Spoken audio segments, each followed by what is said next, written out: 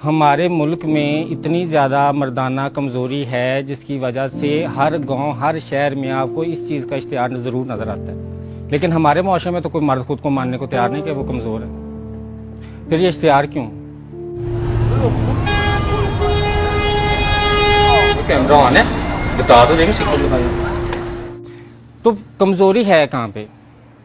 कमज़ोरी यहाँ पे क्या हमने मर्द को इतनी ताकत दी है कि उसे हम सिखा सकें कि औरत इज्जत करने वाली चीज है, औरत रिस्पेक्ट देने वाली चीज? हमने सिखाया मर्द को? हमने नहीं सिखाया। हमने मर्द को सिखाया कि औरत खरीदने वाली चीज है।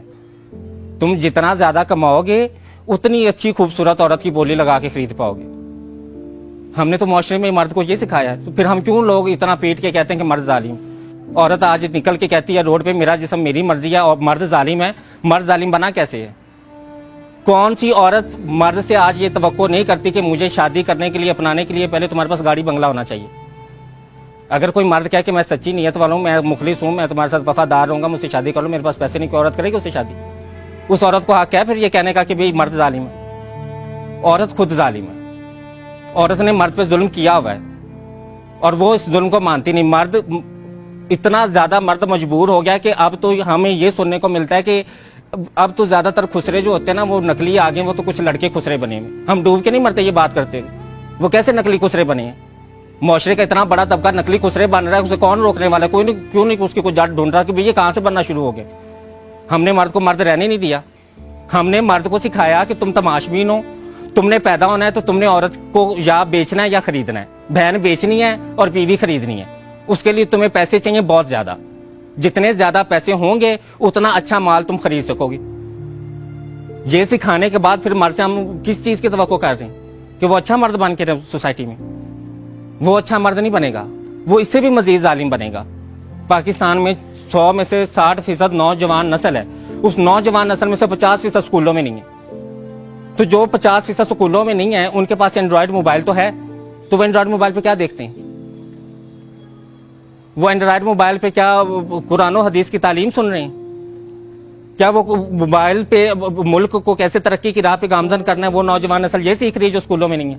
वो गंदी फिल्में देख रही है, जिनसी फिल्में, जिनको सुनते भी हम शर्मा रहे हैं, जिनका नाम सुनते हैं मैं कहते हैं कि सारा जान देखता रहे लेकिन हम बात ना करें। ऐसे ऐसे हम मुंह छुपाते हैं एक दूसरे से। क्यों? हमने अपने नौजवान नस्ल में मुआशरे को ना तो तालीम दी है ना ही उसे तरबियत दी है। तरबियत को लफ्ज़ हमें नहीं ना पता क्या है। हमने तो अफसर बनना सिखाया है। हमने बच्चे को शुरू से कहा कि तुम्हारे इम्तिहान में नंबर अच्छे नहीं चाहिए, चाहे बूटी लगा के आए, चाहे नकल करके आए, चाहे जिस तरह भी आए, तुम्हारे 100 में से 100 नंबर आए और तुम कल को बस CSS करके कोई अफसर बन जाओ और अफसर बन के तुम्हारी जिंदगी सेट है। तुम्हें ना अच्छा इंसान बनने की जरूरत है, ना तुम्हें इज्जत की जरूरत है, ना तुम्हें औरत की इज्जत करने की जरूरत है। अपनी इज्जत का तो मर्द को पता ही नहीं है। मर्द ने तो अपनी इज्जत पे कभी सवाल ही नहीं उठाया कि नहीं यार मेरी भी इज्जत। हजरत यूसुफ का किस्सा सुनाती हूँ आप। जुलेखा ने रोका, जिनसी अमल के लिए झिपटी।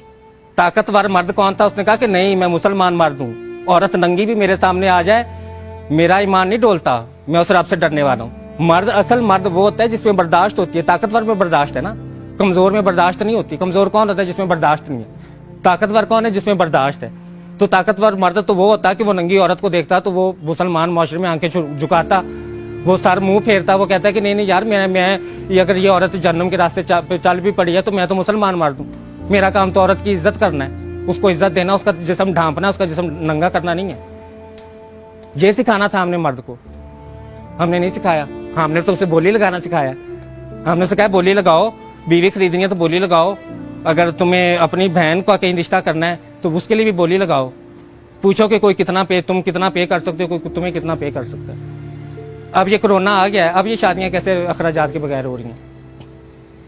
अभी तो लोग शादियां कर रहे हैं ना।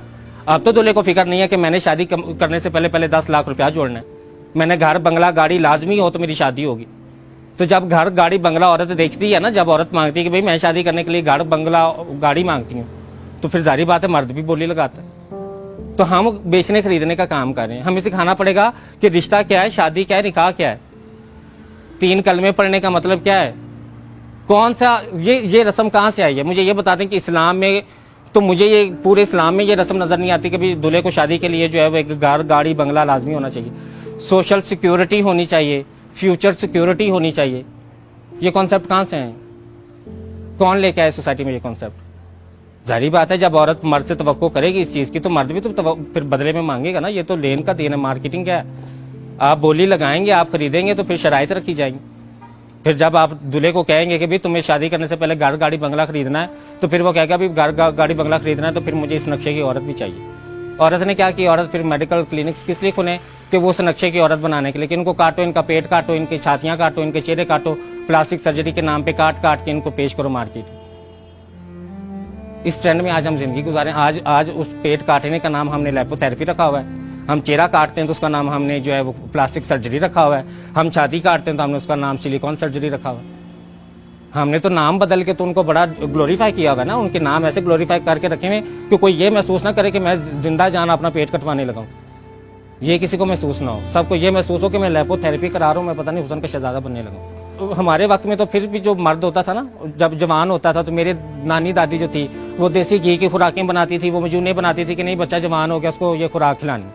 आजकल बच्चे क्या कर रहे हैं, आजकल जो स्टीरॉयड का टीका है, जहर है, वो जिस्म में लगा रहे हैं जवान बच्चा। ना उनकी ज़हनी हालत ठीक रही, ना उनकी जिनसी हालत ठीक रही। और बच्चे पैदा करने का मतलब ये कतई ही नहीं है कि आप जिनसी तौर पे मजबूत और ताकतवर हैं। बच्चे पैदा होते हैं अल्लाह के अमर से।